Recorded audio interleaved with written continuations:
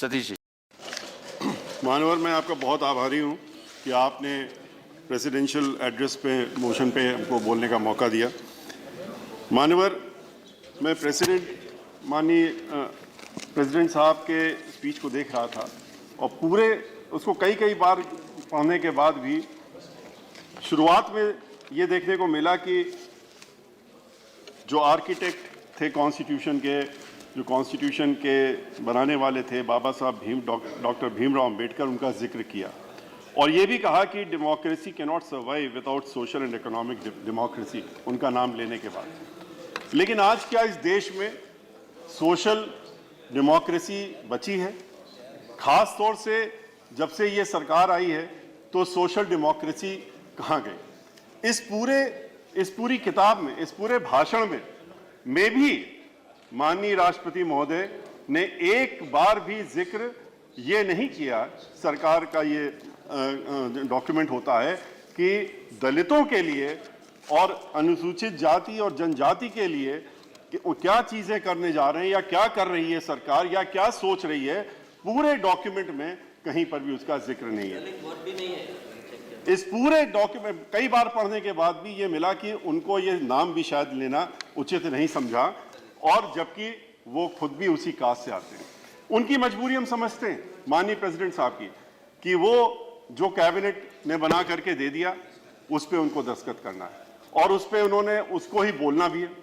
तो ये डॉक्यूमेंट शायद सरकार की जो मंशा है, जो दलितों के बारे में सोच है, जो अनुसूचित जाति जनजातियों के बारे में सोच है, तो वही चीज इसमें परिलक्षित होकर के और सामने उनकी स्पीच में भी आई।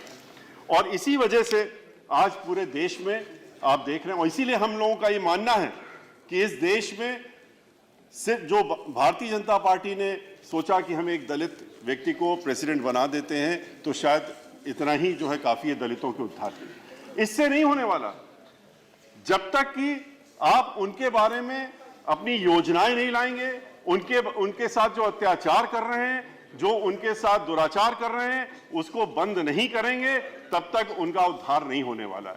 और वो तभी हो सकता है, इसीलिए भारतीय जनता पार्टी और कभी भी ये नहीं चाहेगी कि इस देश का कोई प्रधानमंत्री दलित हो, क्योंकि सत्ता की चाबी प्रधानमंत्री के पास होती है और वो प्रेसिडेंट बना करके वो दलितों में ये एक संदेश खाली देना चाहते थे कि हमने देखिए एक दलित को बना दिया। आज पूरे उत्तर प्रदेश में ले लीजिए, चाहे देश में ले लीजिए, सबसे ज्यादा उत्पीड़न अगर हो रहा है तो इन्हीं लोगों का हो रहा है। और इतना ही नहीं, अनएम्प्लॉयमेंट, आज पूरे देश में अनएम्प्लॉयमेंट फैला हुआ। सभी लोगों ने बातें कही, आंकड़े भी दिए, सब कुछ दिया, उन आंकड़ों पे हम जाना नहीं चाहेंगे क्योंकि समय कम है। लेकिन 2 करोड़ लोगों को सालाना एम्प्लॉयमेंट देने की बात कही गई थी और हुआ क्या, निकला क्या है कि जो लोग ऑलरेडी जिनको एम्प्लॉयमेंट मिलता था, जिनके लिए एक कोई रोजगार का जरिया था, वो भी खत्म कर दिया गया। पोस्ट खत्म करी जा रही हैं, जहां कहते हैं 5 साल से ज्यादा पोस्ट खाली हैं तो उनको हम खत्म कर देंगे। क्यों खाली हैं? आप सरकार में, आप सत्ता में हैं, आपको उन पोस्टों को भरना था, आपने क्यों नहीं भरा? अगर आप नहीं भरते हैं और कहते हैं अब ये पोस्टें 5 साल नहीं भरी गई हैं इसलिए हम इनको खत्म कर देंगे, इसके पीछे मंशा क्या है? जितने भी PSUs हैं, जितने भी पब्लिक सेक्टर कॉरपोरेशंस हैं, ऑर्गेनाइजेशंस हैं, जो सरकारी संस्थाएं हैं, उनको धीरे धीरे आपने प्राइवेटाइजेशन की तरफ कर दिया। और प्राइवेटाइजेशन इसलिए कर दिया क्योंकि आप जानते हैं कि प्राइवेटाइजेशन कर देंगे, इनको बड़े बड़े उद्योगपति जिनके लिए सरकार चलती है, कुछ चुनिंदा, उन्हीं के लिए सरकार चलती है, गरीबों के लिए और मध्यम वर्ग के लोगों के लिए, और लोगों की सरकार नहीं चल रही। उसको प्राइवेटाइजेशन इसलिए आपने किया क्योंकि उसमें रिजर्वेशन खत्म हो जाएगा।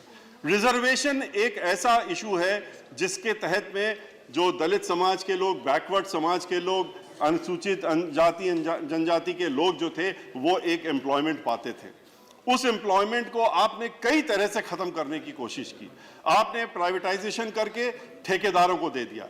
ठेकेदारों के ऊपर कोई गारंटी नहीं, कोई ये कंडीशन नहीं है कि वो इनको एम्प्लॉय करेंगे और उनको रिजर्वेशन देंगे। वो अपनी मर्जी से जो ठेकेदार होता है वो अपॉइंटमेंट देता है। उसका नतीजा क्या हुआ? धीरे धीरे रिजर्वेशन खत्म हो रहा है और जहां पर सरकारी पोस्टें थी उनको आपने भरना बंद कर दिया। बैकलॉग आपने लाखों की संख्या में पूरे देश में बैकलॉग है। जब उत्तर प्रदेश में सुश्री बहन मायावती जी की सरकार थी, वो मुख्यमंत्री थी, तो उन्होंने जो पिछले कई वर्षों से बैकलॉग था, कई लाखों की संख्या में था, उन्होंने भरने का काम करने का किया था, और वो कॉन्स्टिट्यूशन में भी प्रोवाइडेड है। उसमें है कि कोई भी बैकलॉग आप नहीं रखेंगे, लेकिन बैकलॉग भरने की जगह आप पोस्टें खत्म करने का काम कर रहे हैं। ये इस सरकार की मंशा है।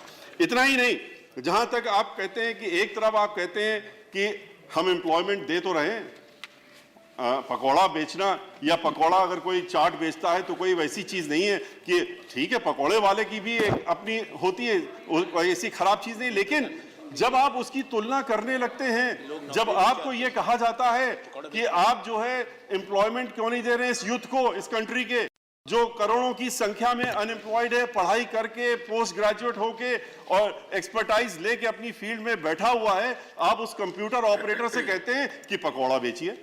आप उससे, आज तो जयंत सिन्हा साहब ने कह दिया कि चाट बेचिए, गोलगप्पे बेचिए।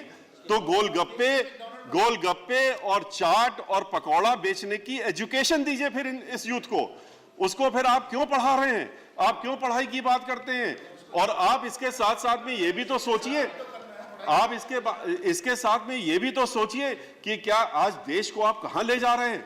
आप इस देश में जो पढ़ा लिखा व्यक्ति है उसको आप फोर्स कर रहे हैं कि आपको हम अपॉइंटमेंट नहीं दे सकते हैं, तो आप पकौड़ा बेचिए और अपनी एजुकेशन, उसकी एजुकेशन खत्म कर दीजिए। आप उसकी एजुकेशन, उसको पकौड़ा बनाना सिखाइए, फिर कहिए कि आप जो है और चाट बनाना सिखाइए, बताशे बनाना सिखाइए, क्योंकि आपकी जो मंशा है कि हम इनको इस तरीके से एम्प्लॉयमेंट देंगे।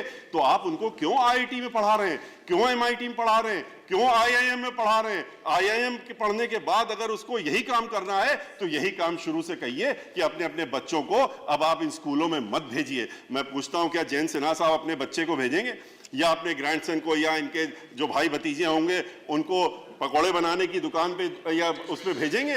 वो तो कहेंगे कि नहीं, आप जाइए विदेश में जाके पढ़ के आइए और अपनी अच्छा काम करिए। तो इसलिए हमको इस चीज को, अगर हम एम्प्लॉयमेंट नहीं दे पा रहे हैं तो इसको स्वीकारना चाहिए और ये कहना चाहिए कि हाँ, हमने इस देश के नए नौजवान लोगों को धोखा दिया, उनको झूठ बोला, उनको बरगलाया, उनसे वोट झूठ बोल करके लिया। झूठ बोलना, चलिए, असत्य बोल करके आपने जुमलेबाजी बैठा हुआ है, असत्य बोल करके आपने उनसे बरगलाने का काम किया और कहा कि आप हमको वोट दे दो और हम आपको एम्प्लॉयमेंट दे देंगे। तो इस बात को स्वीकारने में क्या दिक्कत है आपको? इसको स्वीकार लीजिए, लेकिन ये मत कहिए कि हमने, देखिए, बाहर पकौड़ा बेच रहा है, ये एम्प्लॉयमेंट है। अगर आप इसी को एम्प्लॉयमेंट मानते हैं तो आप महिलाओं के बारे में सोचिए, आप लड़कियों के बारे में सोचिए, वो क्या करेंगी? आप कह रहे हैं कि एम्प्लॉयमेंट तो इस चीज से मिल रहा है उनको। आज इस देश की लड़कियां जो हैं वो पुरुषों से, लड़कों से ज्यादा अच्छे नंबर ला रही हैं, अच्छा पढ़ रही हैं, अच्छे आगे बढ़ रही हैं। आप कह रहे हैं बेटी पढ़ाओ, तो बेटी पढ़ा करके उसको कहां ले जाएंगे आप?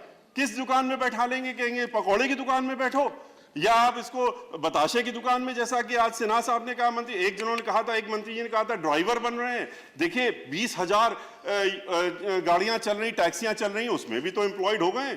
अरे वो प्राइवेट जो टैक्सियां चल रही, अगर यही इस देश को ले आए, एक तरफ चांद सितारों और सूरज में लोग, बाहर के लोग जा रहे हैं, हम उसको कहां ले जा रहे हैं? हम लोग उसको पुरातत्व की तरफ ले जा रहे हैं कि जहां पर कि कंपैरिजन इस कंट्री और बाहर की कंट्रीज के बीच में जब होगा तो यहां के नौजवानों का और वहां के नौजवानों का भविष्य देखने को मिलेगा। 5 मिनट आपके पास है। आज पूरे देश में जहां तक वुमेन हैं उनके बारे में कहा गया कि देखिए, मैंने मुस्लिम वुमेन को जो है 3 तलाक की बात करके, और आपने कहा कि हमने उनके हक की बात की है। आप वुमेन की बात करने का हकदार है ही नहीं, उनके बेनिफिट्स की बात करने के हकदार है ही नहीं। आप तो वो लोग हैं जिन्होंने यहाँ पर वुमेन रिजर्वेशन बिल जब आया था तो उसको रोकने का काम किया। ठीक उसी तरीके से जैसे आपने रिजर्वेशन इन प्रमोशन में रोकने का काम किया, आपने कॉन्स्टिट्यूशनल अमेंडमेंट को किया, उसी तरीके से लोकसभा में जो आज तक आप नहीं लाए हैं, उसी तरीके से आपने वुमेन रिजर्वेशन को भी आपने रोकने का काम किया। और आप कहते हैं हम बड़े उनके खुदाई के अधिकार हैं। तो इनका जो चेहरा है वो अलग है, बोलने की चीज अलग है। जहां तक आपने जन धन योजना की बात इसमें कही गई है, कहा गया कि ये बात कही गई उधर से कि देखिए 32 करोड़ लोगों ने, गरीबों ने इस देश के अपने अकाउंट खोले जिन्होंने अकाउंट कभी देखे नहीं थे। और 32,000 करोड़ लोगों ने जो अकाउंट खोले उसमें 72,000 करोड़ रुपए जमा हो गए। अरे आप ये भी तो देखिए कि आपके 32,000 करोड़ ये वो लोग हैं जिनको कि आपने कहा था कि हम 15 से 20 लाख आपके खाते में जमा करा देंगे, इसलिए लाइन लगा करके उन्होंने जाके खाते खुलवाए और आज उनके खाते में सिर्फ 2 रुपए रह गए। तभी तो 32,000 के 72,000 करोड़ हुए। तो 2 रुपए अगर उसके खाते में है तो ये आपकी बड़ी भारी उपलब्धता आप बता रहे हैं। आप कह रहे हैं कि हमने बड़ा अच्छा काम कर दिया, बहुत बड़ा काम कर दिया। आपके बैंक वालों ने खुद, आपके स्टेट बैंक की जो तत्कालीन चेयरमैन थी, उन्होंने खुद मीडिया में स्टेटमेंट में कहा, आपने कहा कि हम तो इनके रुपए काट रहे हैं, जो 1000 से कम जिसका खाते में है उसका हर महीने हम रुपया काट लेते हैं क्योंकि आप हमारी बैंक का इस्तेमाल कर रहे हैं। तो आप तो उनसे रुपए छीनने का काम कर रहे हैं। आज किसानों की जो हालत है इस देश में वो बद से बदतर है। आज उत्तर प्रदेश में देखा आपने कि सबने देखा, पूरे देश ने देखा, उत्तर प्रदेश ही नहीं महाराष्ट्र में कहीं भी ले लीजिए, चाहे वो आलू हो, चाहे वो टमाटर हो, चाहे वो प्याज हो, जिसकी का जिक्र करते हैं उनको सड़कों में फेंकना पड़ा और सड़कों में ले जाके मुख्यमंत्री जी के घर के सामने उनको अपना आलू फेंकना पड़ा, ये दिखाने के लिए कि हमारी क्या हालत है और हमारे इस आलू की क्या वैल्यू मिल रही है। कोल्ड स्टोरेज में जो किराया है उससे वो ज्यादा है, आलू की कीमत उससे बहुत बहुत बहुत कम थी कि किराया भी नहीं। तो उन्होंने कहा कोल्ड स्टोरेज में ही छोड़ दो। कोल्ड स्टोरेज वालों ने इसको सड़कों में फेंका, किसानों ने फेंका, उनकी ये आज हालत है। आज उत्तर प्रदेश में क्या हाल चल रहा है, सिर्फ वहां पर एक ही काम चल रहा है कि मारो ठोको, जैसा कि बात कही उन्होंने कि आप इनकाउंटर कर दो।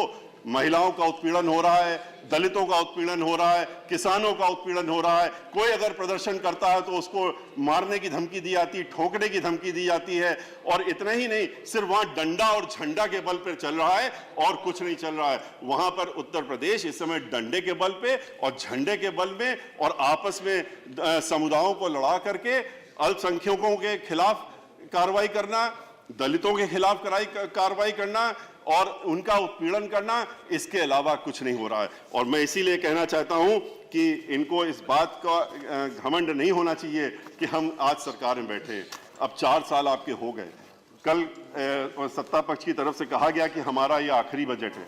सही बात है, आपने बहुत सही, कभी कभी सही निकल आता है, सरस्वती बैठ जाती है। ये वाकई में आपका आखिरी बजट है। अगला बजट आपको पेश करने का मौका नहीं मिलेगा और इस देश की जनता आपको अगला बजट पेश करने का मौका देने वाली भी नहीं है, क्योंकि आपने हर वर्ग के लोगों को बर्बाद करने का काम किया। रियल एस्टेट जहां पर कि चल रहा था, जहां लोग काम करते थे, मजदूर थे, इस देश के मजदूर, किसान, स्टूडेंट्स, टीचर्स सब परेशान हैं क्योंकि उनकी सब जॉबलेस हो गए, सब घरों में बैठ गए हैं, उनको कोई काम नहीं मिल रहा है। वो आज उनको मजबूर होकर के सड़कों पर आंदोलित होकर के या तो आपके डंडे खाने पड़ते हैं और या अपनी मजबूरी में आप हत्या करनी पड़ती है। इस देश में ये हो रहा है और इसीलिए मैं कहना चाहूंगा कि अब जो है खास तौर